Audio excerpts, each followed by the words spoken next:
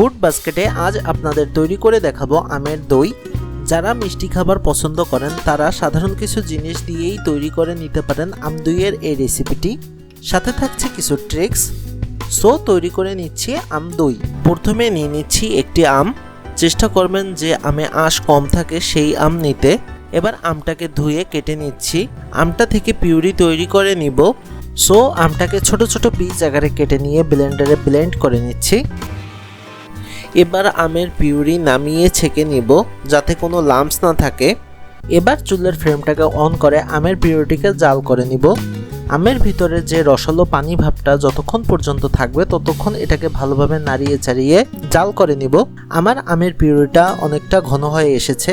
এবার এটাকে নামিয়ে ঠান্ডা করে নিচ্ছি। এবার আমি নিয়ে নিচ্ছি লিকুইড দুধ। আম দই রেসিপিটি পরিমাপের ক্ষেত্রে আমি আপনাদের 1 লিটার পরিমাণ দুধ দিয়ে দই করে দেখাবো। এতে আপনাদের পরিমাপ করা অনেকটাই সহজ হবে। এবার দুধটাকেও আমি জাল করে নিব। একটু সময় নিয়ে দুধটাকে জাল করে নিতে হবে। খেয়াল রাখতে হবে দুধটা যেন লেগে না যায়, তাই বারবার দুধটা নাড়িয়ে জাল করে ঘন করে নিতে হবে। এবার অ্যাড করছি চিনি 250 গ্রামের মতো। চিনি ও দুধটাকে এবার ভালোভাবে মিশিয়ে নিতে হবে। যখন দেখতে পাবেন দুধটাতে বলক চলে এসেছে এবং হালকা জমাট বাঁধতে শুরু করেছে, তখন দুধটাকে আমি উঠিয়ে ঠান্ডা করে নিব। এদিকে আমি আগে থেকেই টক দই নিয়ে পানি ঝরিয়ে নিয়েছি। এবার একটি পাত্রে নিয়ে নিচ্ছি টক দই 200 গ্রামের মতো। বাই দ্য ওয়ে, পানি ঝরে যাবার পরে আমি এখানে 200 গ্রাম টক দই নিয়ে নিয়েছি। এবার টক দইটাকে ভালোভাবে মিশিয়ে নিচ্ছি যাতে এটি স্মুথ হয়ে যায়। এবার অ্যাড করছি আমের পিউরি। আমি এখানে হাফ কাপ পরিমাণ আমের পিউরি নিয়ে নিয়েছি। এবার আমের পিউরিটাকে টক দইয়ের সাথে ভালোভাবে মিশিয়ে নিচ্ছি।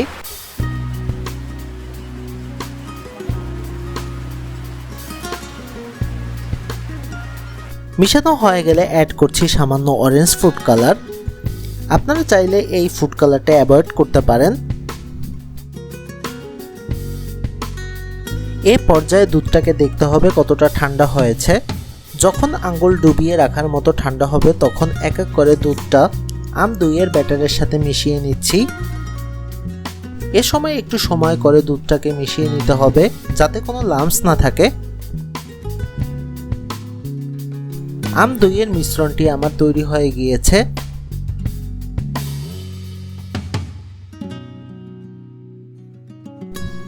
এবার দইটাকে আমি বসিয়ে নিব। আমি এখানে মাটির হাঁড়ি নিয়ে নিয়েছি। এটাকে কোনোভাবেই ধুয়ে নেওয়া যাবে না। আপনারা এক্ষেত্রে পরিষ্কার কাপড় দিয়ে ভালোভাবে পরিষ্কার করে নিতে পারেন। এবার আমি দই বসানোর আগে দোকান থেকে কিনে আনা সামান্য মিষ্টি দই পাত্রের গায়ে লাগিয়ে দেব। দেখতেই পাচ্ছেন আমি এটাকে কিভাবে লাগিয়ে নিচ্ছি।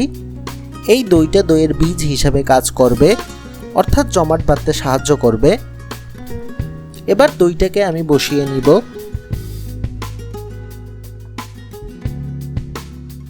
আমার দইটা পাতা হয়ে গিয়েছে।